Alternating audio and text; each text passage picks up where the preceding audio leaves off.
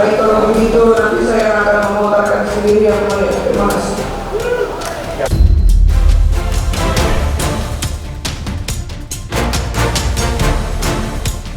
Kalau di baju coklat sih bisa. Kalau yang di petinggi-petingginya udah kita kunci. Petinggi-petingginya ya. Iya. Yang tak bocornya justru yang dir-dirnya ini lah. Yang penting mah kita udah masukin dia udah jadi terdakwa udah.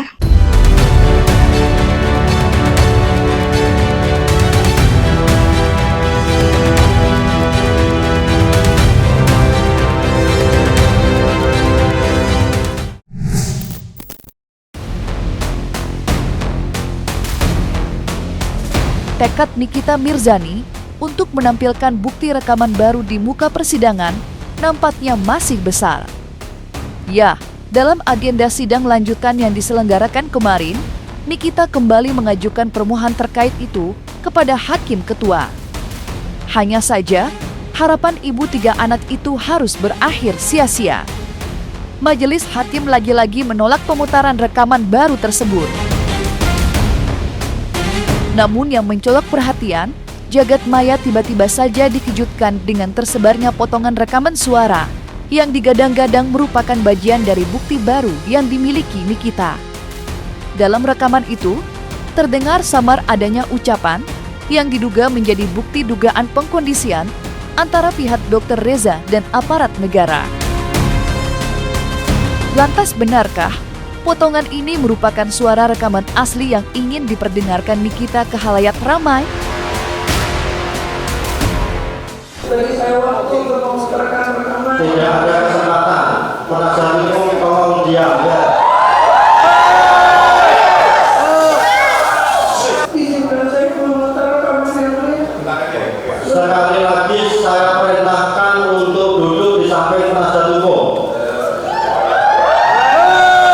Baik, kalau begitu nanti saya akan memutarkan sendiri yang mulia. Terima kasih. Ini dia lagi, dia tuh lagi kasak-kusuk ini. Kalau di baju coklat sih dia, kalau yang di petinggi-petingginya udah kita kunci. Petinggi-petingginya ya. Iya. Yang tak bocornya justru yang dir-dirnya ini lah, yang bintang-bintang 1 atau ya yang begitu-begituannya lah. Cuma yang penting mah kita udah masukin dia udah jadi terdakwa, udah lah itu aja. Di sidang kita hajar lah.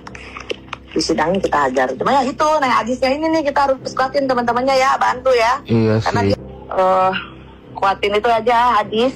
Iya. Kuatin hadis, support dia biar dia inilah apa namanya? Biar Dia kuat. dia paniknya di sidang sebenarnya, bukan panik di sidangnya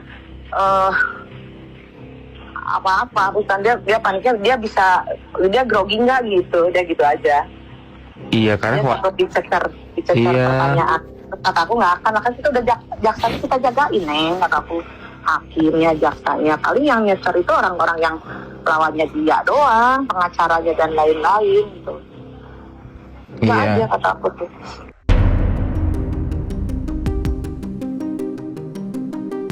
Geliat Nikita Mirzani selama proses persidangan memang tidak ada habisnya menuai sorotan tajam. Apalagi baru-baru ini dengan keteguhannya memohon pemutaran bukti rekaman. Namun siapa sangka, di balik tampak luarnya yang tidak pernah gentar, kenyataan pahit ini telah membuat Nikita rapuh. Dan hal itu pun terlukis jelas di agenda sidang lanjutan yang diselenggarakan kemarin. Ya, ketika melihat para sang buah hati kala memasuki ruang sidang, tembok penampilan gagah berani wanita kelahiran tahun 1986 itu seketika runtuh begitu saja. Ia terlihat tak mampu lagi membendung air mata yang jatuh membasahi pipi. Apalagi diketahui pula bahwa sang buah hati baru pulang ke rumah usai menjalani perawatan di rumah sakit.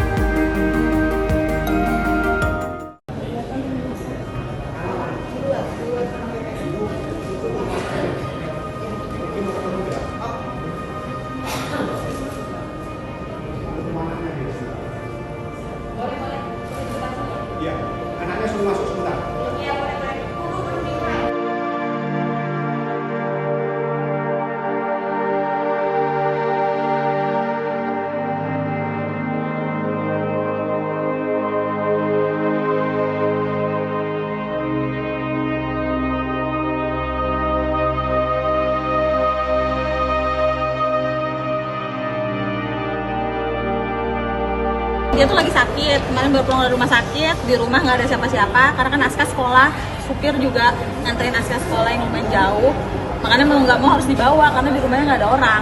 Jadi anak ini baru pulang tadi malam dari rumah sakit lagi. Untuk simptom? Dia tuh punya masalah pencernaan gitulah, sama kasusnya sama yang kemarin. Cuma kan kemarin sempat mau operasi apa segala macam, akhirnya disembuhin dulu, ternyata tadi malam dia kumat lagi. Makanya kemarin tuh jam 9 apa jam 8 tuh dibawa lagi ke rumah sakit Pondok. Ada dia nyariin. Kalau itu udah pasti, sampai teteh-tetehnya dimarahin, karena biasanya kan yang nemenin tidur, terus yang nemenin rumah sakit kan Niki. Jadi kayak pas kemarin rumah sakit, aku sama Ami suntiknya, aku nggak mau kalau nggak sama Ami lah gitu. Lebih aku mati aja kayak gitu. Jadi kita juga yang ada di sebelahnya juga sedih atau gimana, tapi ya mau nggak mau, jadi akhirnya dipaksa aja. Lagi sakit apa dok? Mungkin asal Bukan kapasitas saya untuk ngasih tahu sakitnya apa, yang pastinya dia lagi sakit. Kan memang dari kemarin itu sempat yang sakit kena usus buntu ya, jadi belum sembuh sempurna gitu. Yang sekarang ini nggak tahu sakitnya apa lagi tambahannya, yang pastinya Arkananya keadaannya lagi pucet, memang lemes banget kayak gitu. Anak ini kan belum tentu juga paham ya apa yang terjadi, apa yang ibunya alami itu nggak tahu. Cuman dia tahu ibunya tidak ada dekat dia sudah cukup berapa lama. Lalu kemudian dia ketemu lagi, tapi ibunya punya batasan waktu untuk bertemu dengan dia. Jadi tidak sebebas kalau di rumah. Lalu kemudian dia kan lihat anak dari apa yang konkret yang dia bisa rasakan, yaitu tentang adanya keterbatasan waktu. Ibunya ditaruh di depan, kemudian ditanya-tanya, misalnya kayak gitu. Kalau menurut saya sebaiknya memang tidak ikut masuk.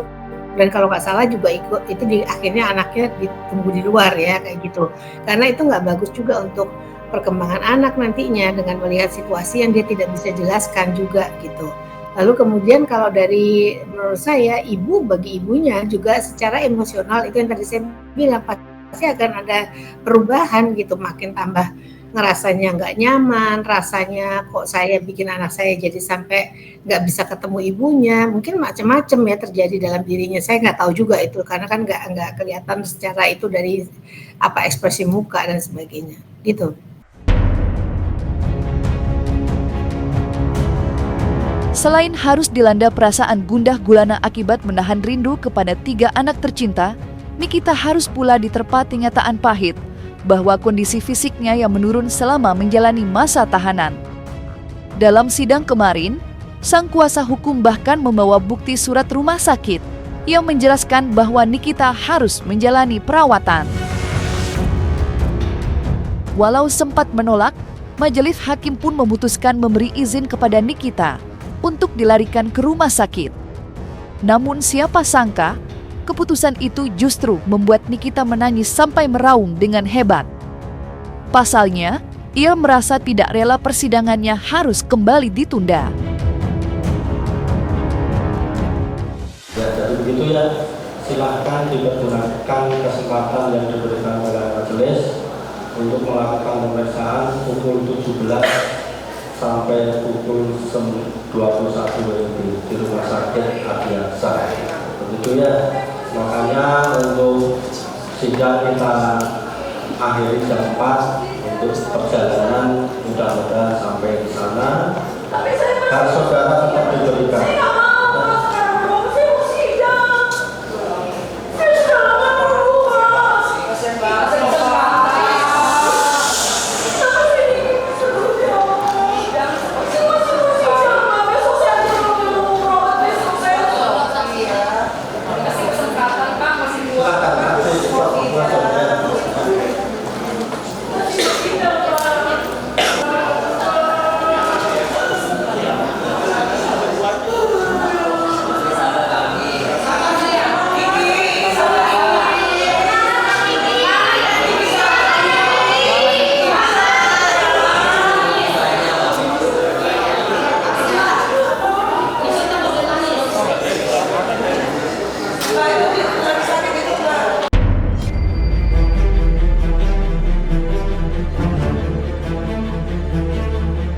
Kalau memang hasil dari dokter itu dinyatakan masih sanggup dan mampu, sidang dilanjutkan kembali, maka tidak ada kesempatan untuk dia berobat keluar. Nah ini strategi-strategi supaya dia bisa di luar, supaya dia bisa sehat. Nah itu ya kita lihat tadi kan hakim mengabulkan. Ternyata saya masih mampu, saya mau sidang. Nah ini bertolak belakang gitu. Kan juara seperti apa ini? Ini drama setiap persidangan. Jadi kami kalau bilang episode demi episode berjalan sesuai dengan keinginannya. Ini memang tanpa sutradara, tapi sinetronnya berjalan. Berapa episode nanti kita nggak tahu nanti sampai selesai ini sidang. Mungkin kalau ingin berlanjut kan karena dia merasa kalau ini dia tunda lagi kan makin panjang ya, dan tidak ada kejelasan di akhir. Mungkin aja makanya dia tidak mau untuk kemudian menunda lagi. Tetapi kalau, dan saya ngelihatnya mungkin itu juga karena situasi pada saat itu chaos kalau menurut saya ya, yang saya lihat dari pemberitaan, sehingga sudah nggak kondusif. Mungkin juga di stop itu karena hal tersebut, bukan hanya karena harus ke rumah sakit saja kalau menurut saya gitu. Dan apa yang terjadi itu kan apakah dia kemudian ngerasa tidak nyaman juga karena anaknya ada di sana, jadi dia kepikiran bagaimana caranya agar ini bisa cepat selesai gitu. Seperti itu kayaknya. Namanya orang di penjara sih pasti aja tertekan, Mbak. Namanya juga kebebasannya dikekang gitu ya, dan tidak bisa bebas. Apalagi kalau misalnya dia melihat bahwa biasanya dia ada dengan anak-anaknya, sekarang tidak bisa secara bebas untuk bertemu anak. Dan kemarin juga ada anak, jadi harus dibatasin karena anaknya juga harus keluar dari tempat situ. Jadi kalau menurut saya kalau tertekan sih ya tertekan. Tetapi harusnya kan gini, dengan adanya sesuatu hal yang tidak nyaman untuk dia dan berdampak kepada keluarga, juga harus kemudian jadi ajang untuk introspeksi kalau menurut saya gitu. Terlepas dari kondisi Nikita yang semakin miris dipandang mata, persidangan kemarin sejatinya beragenda mendengar keterangan dari saksi. Salah satu saksi yang dihadirkan adalah Dr. Samira alias Doktif. Seperti yang dibayangkan, lewat kesaksiannya itu, Doktif buka-bukaan membongkar semua tindak kecurangan yang selama ini diduga dilakukan oleh Dr. Reza. Dan hal itulah yang membuat situasi sidang menjadi panas. Apalagi, JPU yang merasa pengakuan itu telah keluar konteks, sontak memotong kesaksian Doktif. Dan aksi itu pun memancing amarah yang meledak-ledak dari kubu Nikita. Lantas seperti apakah pengakuan Doktif pasca memberikan kesaksian di persidangan Nikita menghadapi Reza? Jadi Doktif secara itu sebenarnya kasih kesempatan Doktif untuk menceritakan kronologis dari awal, bagaimana seorang Reza Gladys dan Mufid ini mengejar Doktif. Itu ada runutan ceritanya, kronologisnya, gitu. Sampai akhirnya digiring opini dengan angka 20 miliar dan sebagainya. Itu ada ceritanya, gitu. Jangan nanti tiba-tiba dipotong muncul angka 20 miliar seperti itu. Itu nggak seperti itu, guys, ceritanya.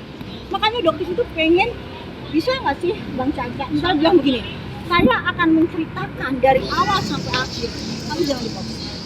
Seharusnya bisa, karena di dalam persidangan ini kita mencari bukti material. Seharusnya dari keterangan dokter ini kalau memang dianggap bisa memberikan bukti yang jelas terhadap perkara yang sedang dijalani Mbak Nikita ini, seharusnya bisa memberikan waktu ataupun memberikan kesempatan mulai dari menerangkan dari awal terjadinya pertemuan atau permintaan pertemuan antara dokter saya sampai dengan adanya pembahasan yang tanda kutip ada permintaan pemaksaan uang pemerasan lah. Seharusnya itu harus diberikan waktunya, bukan hanya dipotong-potong, nggak boleh itu. Itu yang harus kita tekankan. Sedangkan ibu sudah membawa beberapa alat bukti. Selama ini kan Doktif merasa dirinya paling benar, paling hebat dan paling suci. Kenyataannya ini salah satu bukti loh. Nggak ada hubungan tadi yang dibilang apa Ernesto apa.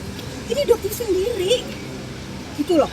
Ini ya Doktif sendiri nih, nggak mungkin Doktif sendiri. Di sini ada jelas banget tuh. Ini Doktif sendiri. Jadi apa sih maksudnya itu kok kalian kok bukannya sadar diri, perbaikan, malah mengarang cerita yang luar biasa. Doktif dikatakan sindikat. Ini sindikat apa?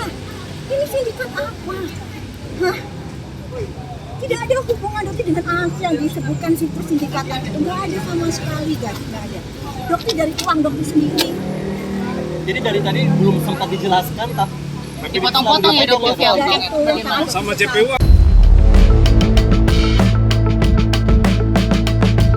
Di sisi lain, persidangan terhadap Ismail Marzuki alias Makil juga diselenggarakan pada hari yang sama. Namun cukup berbeda dengan Nikita, sidang Makil harus ditunda lantaran saksi yang dihadirkan tiba-tiba menghilang begitu saja. Sontak, Makil pun tak kuasa menahan kebingungan sekaligus rasa kecewa. Dan ketika ditemui, Makil pun tak lupa untuk membagikan fakta baru yang cukup mengejutkan, di mana ia mengaku bahwa salah satu perusahaan perbankan di Indonesia telah mencetak rekening koran miliknya tanpa persetujuan. Lantas seperti apa penjelasan Makil soal itu?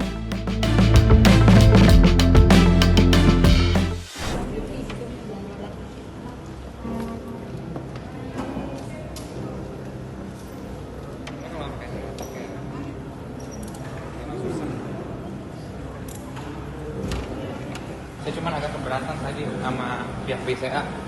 Kenapa bisa tidak ada konfirmasi sebagai saya pemilik rekening untuk ngeprint koran yang harusnya itu data pribadi saya.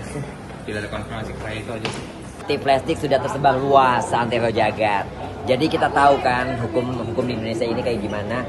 Jadi kita harus bersorak lantang. Sila keadilan yang kelima. Sosial bagi seluruh rakyat Indonesia. Semangat ya, keadilan sosial bagi seluruh rakyat Indonesia. baling-baling bambunya mana? Baling-baling bambu. Avenger. Siapa? Pak Mail, saksinya yang kabur. Nggak tahu, 2 orang katanya pergi. Nggak tahu dia Mail.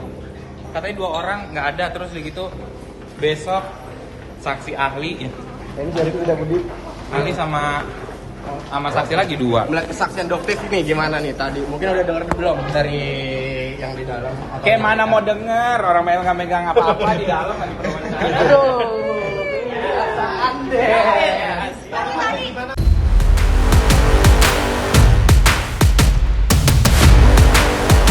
Nah, selesai sudah Cumi Lovers.